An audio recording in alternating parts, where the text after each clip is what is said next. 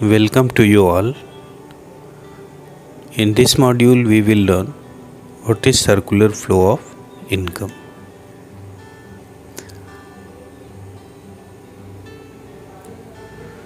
Meaning of circular flow of income. Circular flow refers to the process of flow of goods, services and income or money from one sector to other sector across the economy. Circular flow का मतलब economy में जितनी भी income होती है एक sector से दूसरे सेक्टर, दूसरे सेक्टर से तीसरे सेक्टर, सेक्टर वाइज ये ट्रेवल करती रहती है, फ्लो करती रहती है। इसी फ्लो गुड्स, सर्विस और इनकम के फ्लो को ही सर्कुलर फ्लो कहा जाता है। As we know there are the 4 sector in economy: household, producer, consumer, household, producer, government and rest of world.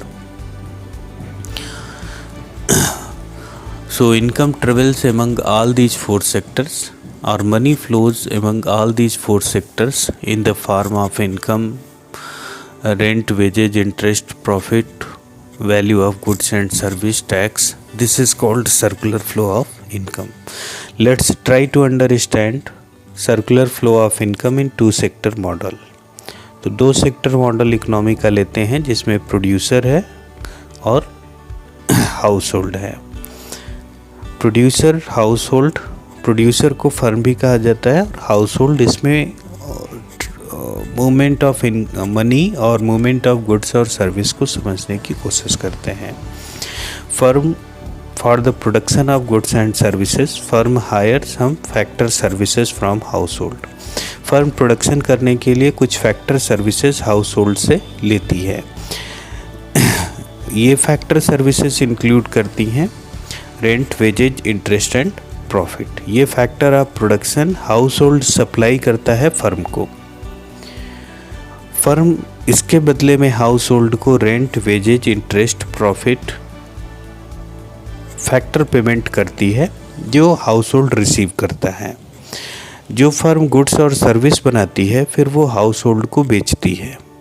Household जो मनी रिसीव किया रहता है फर्म से rent, wages, interest and profit के फॉर्म में, वही मनी फिर पे कर देता है फर्म को as a price of different goods and services. Goods और सर्विस के डिफरेंट प्राइस के फॉर्म में वो मनी फिर सर्कुलेट होकर के फर्म के पास चली जाती है। तो इस तरीके से हम ये कह सकते हैं कि मनी पहले फर्म से हाउसहोल्ड के पास आती है रेंट, वेजेज, इंटरेस्ट और प्रॉफिट के फॉर्म में, फिर वही मनी गुड्स और सर्विस के प्राइस के फॉर्म में फिर फर्म के पास जाती है। तो ये सर्कुलेशन चलता रहता है, इसी को सर्कुलर फ्लो कहा जाता है। और दूसरी तरफ फैक्टर सर्विसेज हाउसहोल्ड से फर्म के पास, फिर वही गुड्स और सर्विसेज फर्म से हाउसहोल्ड के पास ट्रेवल करती हैं या फ्लो करती हैं। This flow of goods, service and income from one sector to another sector is called circular flow of income. अगर हम इसमें गवर्नमेंट को इंक्लूड कर लें तो फर्म के पास से टैक्स के फॉर्म में वही इनकम गवर्नमेंट के पास जाती है और सब्सिडी के फॉर्म में वही इनकम गवर्नमेंट से फिर प्रोड्यूसर के पास भी आ जाती है। हाउस होल्ड टैक्स देता है गवर्नमेंट को तो इनकम गवर्नमेंट के पास जाती है मनी, वही टैक्स फिर पब्लिक फैसिलिटीज़ के फॉर्म में गवर्नमेंट से पब्लिक के पास, हाउस होल्ड सेक्टर के पास आ जाती है। तो इस तरीके से इनकम ट्रेवल करती रहती है या फ्लो करती रहती है one sector to another sector.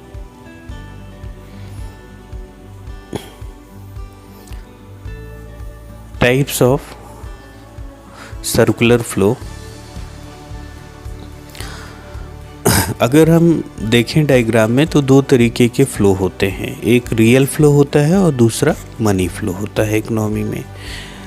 तो 2 प्रिंसिपल फ्लो हैं। Real flow refers to the flow of goods, services from one sector to another sector. It is also known as physical flow, flow of land, labour, capital, other factor services, goods and services from one sector to another.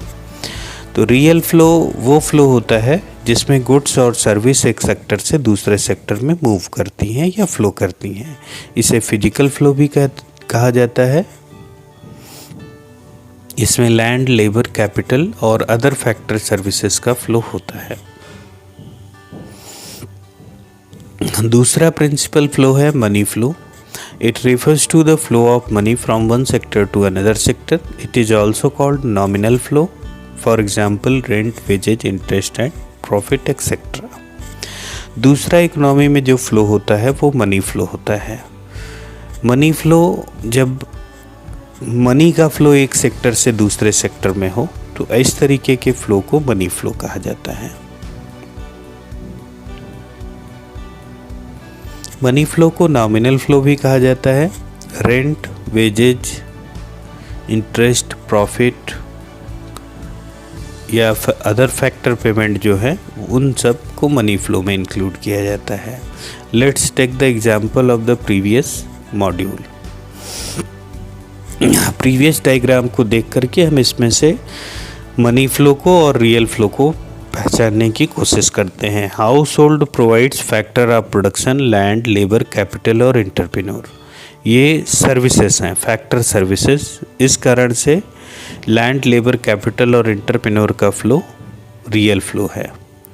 इसके against wages जो मिल रही है वो money के form में, dividend है, rent है, money के फॉर्म में है। तो ये सारे मनी फ्लो हैं। इसके अगेंस्ट फर्म जो हाउस होल्ड को प्रोवाइड करती है गुड्स और सर्विस, तो ये कमोडिटी का फ्लो है, इस वजह से ये रियल फ्लो है। इसके अगेंस्ट जो प्राइस पे किया जाता है गुड्स और सर्विस का, वो मनी फ्लो है। तो there are two principal flow of the circular flow of income, real flow and money flow. Flow of goods and services is real flow, flow of money is called money flow.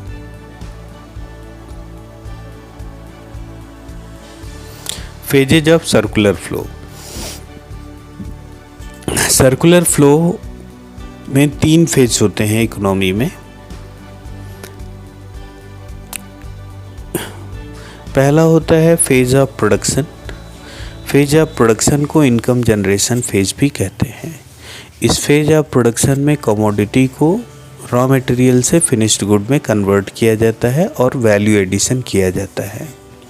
तो यहाँ से जितने भी goods और services produce होती हैं उतने का वैल्यू एडिशन हुआ और उतने की मनी का क्रिएशन इकोनॉमी में होता है। दूसरा फेज होता है इनकम अर्निंग फेज और डिस्ट्रीब्यूशन फेज। इस फेज में जितने भी सामान, गुड्स और सर्विस प्रोड्यूस हुए हैं उनको डिस्ट्रीब्यूट किया जाता है कंज्यूमर के बीच में, for the purpose of consumption और for the purpose of production. तो इन फाइनल गुड्स और सर्विसेज को फाइनल कंजम्पशन के लिए सेल किया जाता है। उसके थ्रू जो भी इनकम आती है उस इनकम को डिस्ट्रीब्यूट किया जाता है फैक्टर्स के बीच में।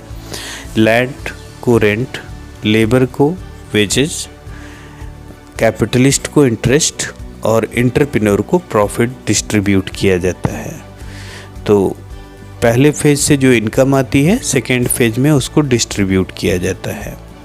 थर्ड फेज होती है एक्सपेंडिचर फेज। इसको डिस्पोजिशन ऑफ इनकम फेज भी कहा जाता है। इसमें इस स्टेज में जो भी पर्सन इनकम अर्न करता है as a form of rent, wages, interest और profit, the same income will be dispose of, और उसको क्या करता है, वो कंज्यूम करने में या खर्च करता है।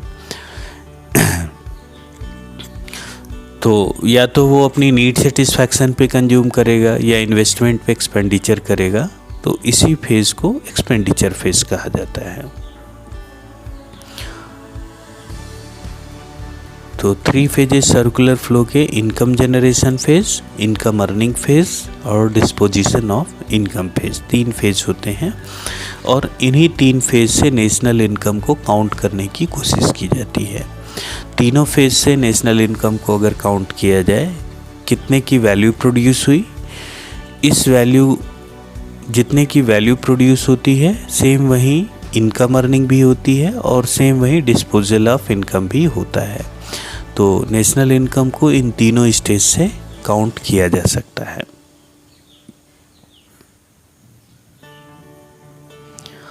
Next one concept is stock and flow. Stock is the quantity of economic variable which is measured at particular point of time. It is static concept and it has no time dimension. For example, water in a tank. Stock economic variable की वो quantity होती है जिसको एक particular point of time पे major किया जा सकता है, जैसे 31 मार्च, 1 जनवरी, अभी करेंट बैलेंस। तो इस तरीके के कॉन्सेप्ट को स्टॉक कहा जाता है।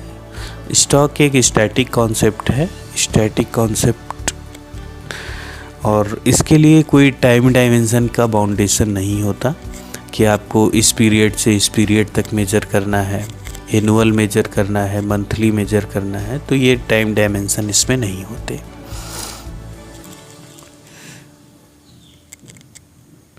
जैसे example, water in A tank, money supply,